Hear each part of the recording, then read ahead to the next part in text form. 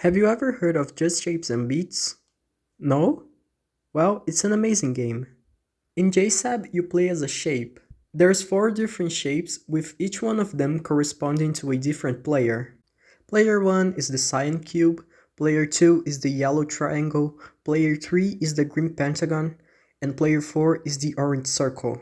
This game is rhythm based, meaning stuff will occur in the rhythm of the song currently playing. Your objective is to dodge the evil pink stuff. The game has 3 modes: Story, Playlist, and Challenge.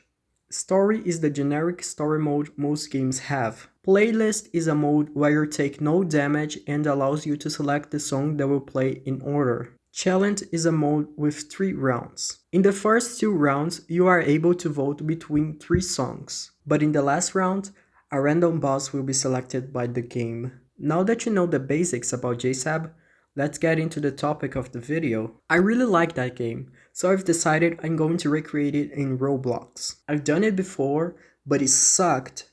It had a level editor, but the game overall was super buggy, so I want to do it again from the start. This game will allow for a lot more than just 4 players, and will have a simple to use level editor, allowing for the game to survive without too many updates. I want to do something similar to Geometry Dash, where people can make their own levels and I will be able to rate them, and even adding them to the main playlist if they are good enough. Okay, so to start off, I made a new place that I called Just Shapes and Beats. Very original, I know.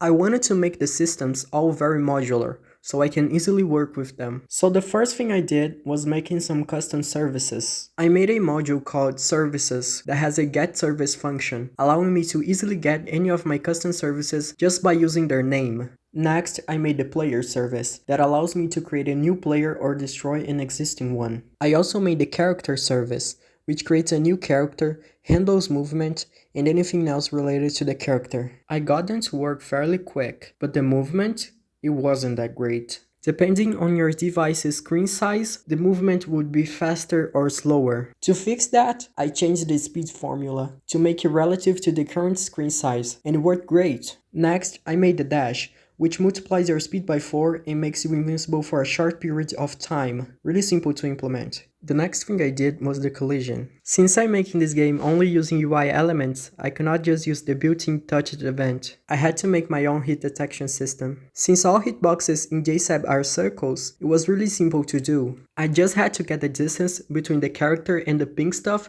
and check if it was smaller or equal to the radius of their hitbox combined. With that done, I was able to make the hit effect and give some invisibility frames to the player, making the game look and feel a lot better. Now, the game would not look that good without some particles. I really struggled making them, but I got it to work using an open source 2D particle emitter I found on that forum. After I finished all of those, I remembered that JSAB allows for local multiplayer. If you don't know what it is, basically it allows for multiplayer in the same device using multiple gamepads, for example. I really wanted to implement that since I literally never saw another Roblox game that had local multiplayer. I'm not gonna lie, it was not that hard, especially since I made all the systems very modular. What I did to accomplish that was, I made a new custom service called Input. The Input service has 4 events: Direction Changed, Button Pressed, Input Connected, and Input Disconnected. Direction Changed is fired when the player presses WASD on a keyboard or when they move the thumbstick on a gamepad. Button Pressed does exactly what the name implies.